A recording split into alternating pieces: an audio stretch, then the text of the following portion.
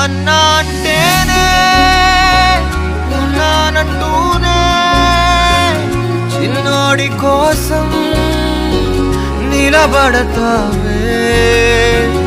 అన్నా అంటేనే ఉన్నానంటూనే చిన్నోడి కోసం కలబడతావే.